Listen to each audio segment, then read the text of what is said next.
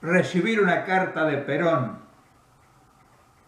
en Buenos Aires en el año 1962-63, donde estaban que las papas quemaban. ¿Para qué les voy a contar? Todavía tiene el perfume del general, el perfume de Perón.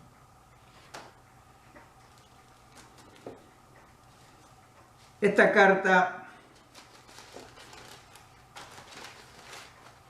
es un documento tan trascendente que solamente leyéndola con cuidado, con calma, puede uno entrar en el proceso histórico que se vivía. Aquí desaparecen todos los demás personajes. Aquí aparece Perón de cuerpo entero, como él era, como él sentía y como él idealizaba el movimiento y la gente de su organización, de su concepto de la construcción. Yo se las voy a presentar hoy y les voy a leer el estado emocional que tenía quien había regresado al país, una vez más de las tantas que volví. Quiero dejar este testimonio a ustedes, que a lo largo del tiempo podrán consultarlo, para ver la dimensión extraordinaria que tenía ese ser humano que inexplicablemente nadie todavía puede entender, cómo a través de haber pasado tanto tiempo la gente sigue idolatrándolo. Desaparecemos todos los que en alguna medida estuvimos dando vueltas para hacer posible esa epopeya que fue la lucha del exilio, la lucha del pueblo argentino y todos los detalles que se fueron haciendo y que la mayoría de nuestros compatriotas no conoce. Por eso, esto se los quiero traer a ustedes. Ahora les voy a contar cómo se dio esto. En ese libro que yo escribí, explico el panorama que significó el regresar a la tierra, a la patria. Dice: el trashumante deambula por el mundo de sorpresa en sorpresa. Muta al ritmo de contorsiones inesperadas. Haces de tripa corazón y se mimetiza como la lagartija en el follaje. Pero siempre mantiene la brújula en una sola dirección, el nido lejano. Por eso, volver es una constante, y cada hora del destierro tiene 120 minutos en el reloj del infortunio. Volvía por segunda vez a la patria. La primera había sido con la llegada de Frondizi desde Santo Domingo, y la segunda en plena presidencia de Ilía desde México. Esos retornos tienen el maravilloso encanto del regreso al primer amor. Volví lleno de bríos, de proyectos, de sueños y, por qué no decirlo, lleno también de ingenuidad. Me encontré con un país pintado. El gobierno era un cuadro borroso, el peronismo un paisaje, la gente un abismo hacia la nada, y el general Onganía, leporino pretoriano, jefe de las Fuerzas Armadas de ese gobierno entre bambalinas amenazaba con la espada desenvainada. Es decir, estaban viviendo una democracia de juguete. Nosotros, los peronistas, tuvimos la pericia de producir, sin quererlo, desde la ilegalidad, un hecho que evidenciaba un vacío de poder. La llegada de ese pobre hombre a la presidencia de la República significó un mamarracho legal, elegido por tan solo el 23% de los votos, porque, claro, por supuesto, el peronismo estaba proscripto. ¿Cuánto iría a durar esa experiencia pseudo-democrática nacida de un engendro ilegal? El resultado estaba cantado.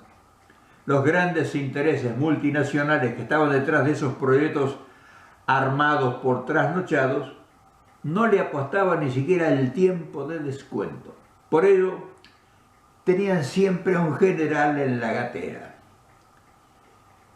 A mi llegada, de inmediato comencé a trabajar unido a otros compañeros inolvidables, siguiendo las expresas directivas del general Perón, en pos de unir al movimiento que aún no lograba articularse. Una constante que hubo siempre en el peronismo. Eso posibilitó que el acto eleccionario del 18 de marzo fuera plebiscitario y por ende una señal muy directa a los centros del poder mundial, que insistían en mantener el peronismo proscripto. Cientos de reuniones y entrevistas con las directivas de Perón en las manos hicieron el milagro y la unidad se consolidó para sorpresa de los distraídos. Ese es el panorama que pinto yo a mi regreso. Se da la elección y entonces el general, una vez transcurrido el hecho, me envía esta carta.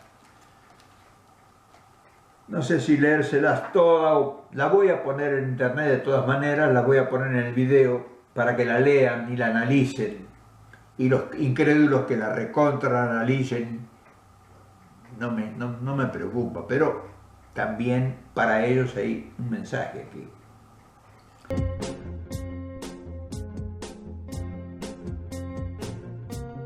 Dice Perón: se me ha terminado el papel membretado y por eso le escribo en este.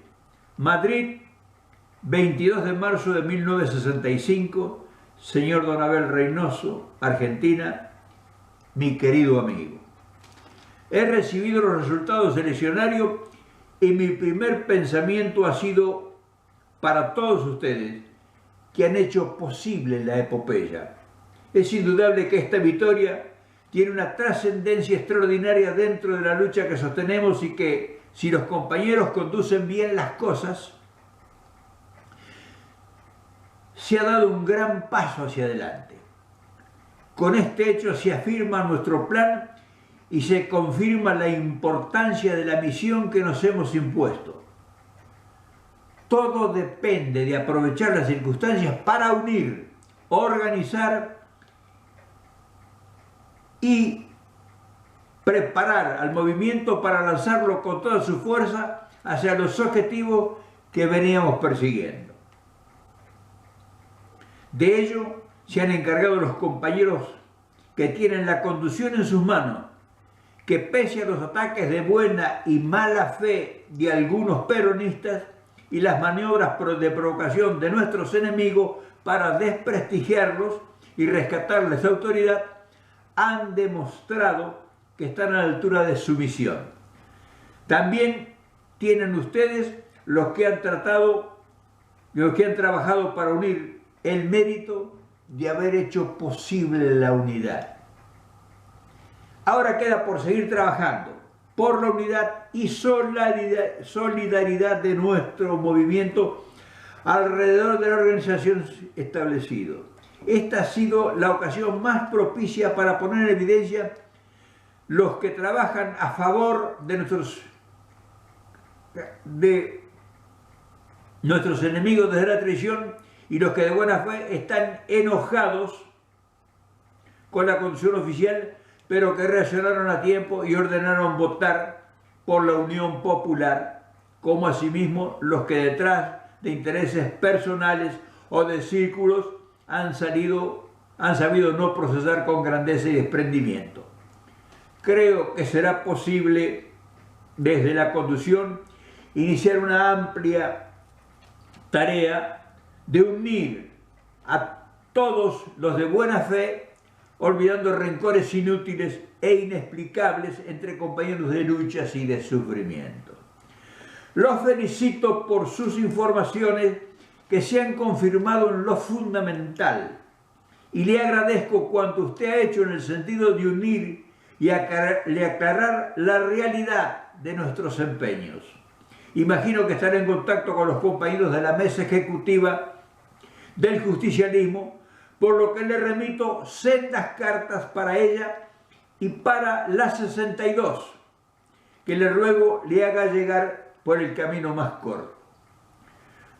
No las mando directamente por el correo argentino porque se ha convertido en una milonga, aparte de que abren todo, destruyen correspondencia cuando no tienen la monstruosa ocurrencia de escribir cosas raras en las mismas cartas que abren impúdicamente.